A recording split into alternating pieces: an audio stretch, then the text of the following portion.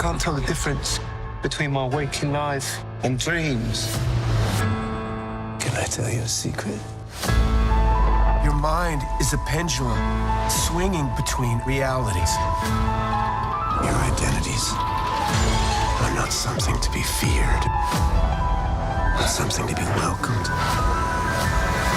This is the best, worst day of my life. I really don't remember our adventures or our life together. God, I wish I could. Now only on Disney+. We're in the middle of a personal crisis. Experience the 6-episode event. Your identities are masked to hide the scars. They are not something to be feared, but something to be welcomed. You looked different. Marvel Studios' Moon Knight, now streaming.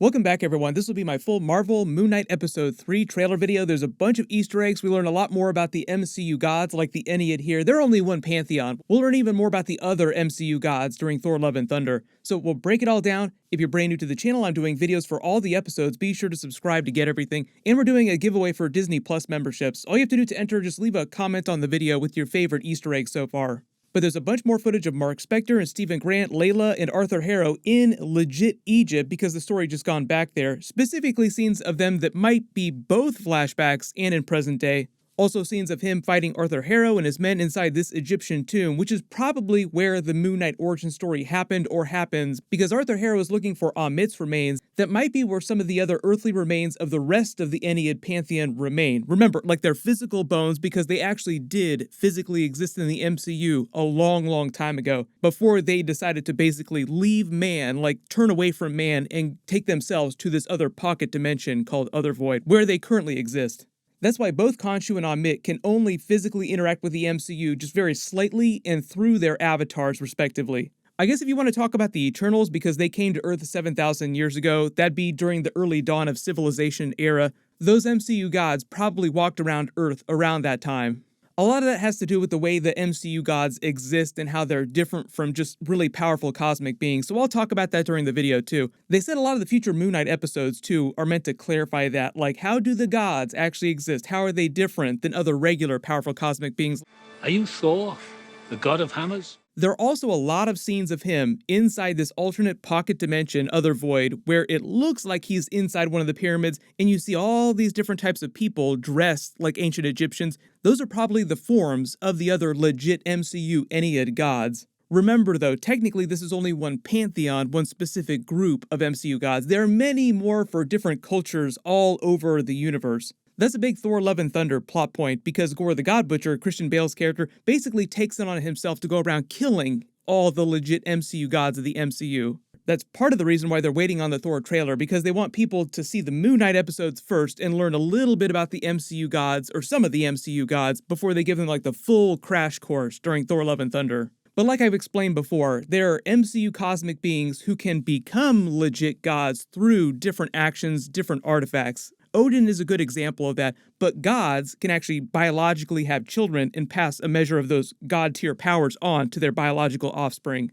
So that's how Thor and Hela got special powers that other Asgardians don't have, because Odin started out being just a really powerful cosmic being, went through a bunch of trials that they talk about during Norse mythology. Those actually happened in the MCU. He gained extra power and became a lesser god, the faith of his followers, and then when he had children, he just passed on that power to them. And that's how Thor and Hela were born gods.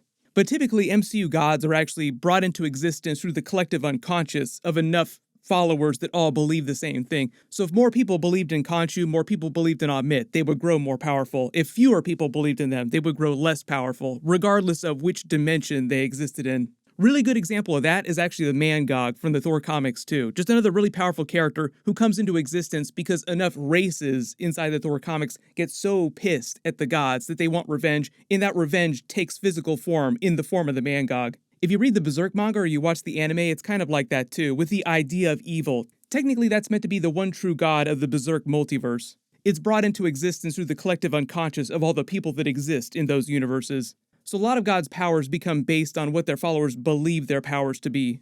But while Marc, Spector, or Stephen Grant is in this other void, this alternate dimension where they've gone to, and seeing them, he's really just seeing their representations, kind of like their Force ghosts, to make a Star Wars example. In the MCU, the rules are kind of the same, like we'll call them lesser gods, so when they want to walk around physically inside the MCU, technically they have to contain like all this god tier power to this small physical form. When they change form or when they die, it's a little bit different, like they kind of turn into Force ghosts. Odin dying is a good example of this during Thor Ragnarok. What you're seeing here is his physical body sort of gives out, is his physical body transforms into pure Odin Force energy. That's what you're witnessing, god tier energy, and it kind of just drifts off into nothingness as his form basically transfers itself to the realm of Valhalla, which is kind of like a different dimension for these characters in the MCU. Whereas Khonshu and the rest of his pantheon, Amit, all decided to go to this other different dimension based on their faith called Othervoid. That's why this place looks kind of like an Egyptian pyramid. As they've explained in the Moon Knight series so far, they basically trap themselves inside this alternate dimension, mostly to police themselves, like it's the rules that they created for themselves, but also because they don't really care about humans anymore, because humans kind of turned away with them with the rise of technology. And the only way for them to come back into the MCU is to basically reverse Force Ghost them. Basically find their physical remains, their bones, when they were walking around physically in the MCU, and reconnect their god-tier souls across dimensions into those physical remains. Which would also work for Odin, too. Like, you could bring Odin back from his pocket dimension version of Valhalla. I'm sure Thor and Valkyrie had probably thought about it at some point. But the problem is, we saw his entire physical body turn into the Odin Force, so there are no Odin bones inside the physical MCU that you could use to do this. Khonshu could also come back just like Amit, the same way that Arthur Harrow is talking about. But even though he's a terrible god, like we saw at the end of episode 2, kind of loathes humans and mistreats all of his avatars, he's still better than what Amit plans to do, killing all these people on this version of Earth and then eventually the rest of the universe. A lot of episode 3 also seems like it's more of Marc Spector and Stephen Grant working on their relationship, both of them trading the body back and forth, trying to help each other, and Stephen Grant just in general learning more about what happened to them when they died the first time and how they made the bargain with Khonshu. Stephen Grant also knew a lot about Egyptian history. He was learning things, but he thought that it was all mythology. So we'll see him learning more about Khonshu and how the other gods are real and what the rules of being an MCU god are.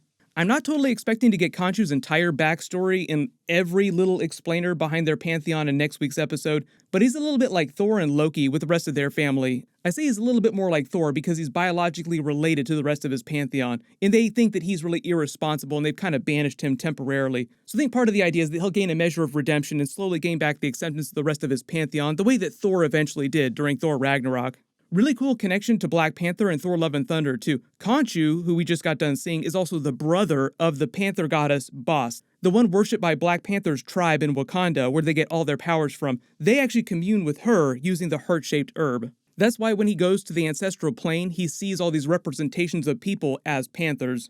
Supposedly, we're going to see a version of her actually in Thor Love and Thunder because of the whole Gore the God Butcher storyline. So eventually we'll see a version of Boss. I know there are lots of questions about what's happening in Black Panther 2. We'll talk more about that when they start releasing footage. It also sounds like what happened at the end of episode 2 is that Marc Spector revealed that he'd always had multiple personality problems since he was a child. Like Stephen Grant had existed since he was a child inside his mind, but before he died the first time, he just done a really good job of keeping his personality suppressed inside his mind so that other people didn't realize that there was a Stephen Grant. And that's why Layla, his wife in present day, is only learning about Stephen Grant now, because he blames Khonshu in what happened with their first death making the bargain for the weakening of the barrier, and that's why they keep switching between different personalities now. How long you been doing this? I don't know. Long time. I don't like it. Long time. We've always managed to keep a wall between us, but something's changed. The one who controls the body's become stronger. A lot of you also asked if there are going to be some Shadow Knight Easter eggs in the series too, because of the way they're using the Arthur Harrow character. There is a more evil version of Moon Knight called Shadow Knight. In the comics, he's played by Marc Spector's brother, who gains the powers of Khonshu, like kind of takes them from Marc Spector. Arthur Harrow has these god-tier powers as the avatar of Amit. He was the former avatar of Khonshu, as he explained, so there might be some Shadow Knight Easter eggs for him, like a crazier version of Moon Knight, if that's possible. But everybody post your theories in the comments below. Eventually, we will see what these actual MCU gods look like and learn more about the rules behind them. My full Moon Knight Episode 3 video will post next week. I got a whole bunch of Marvel videos planned. Congratulations, Luis Lujan, you're the giveaway winner from my last big Moon Knight video. Please email me on the About page of my channel so I can get your contact details. Everyone click here for my full Moon Knight Episode 2 video, and click here for my new Doctor Strange 2 trailer video and Easter eggs. Thank you so much for watching. Everyone stay safe, and I'll see you guys in the next one.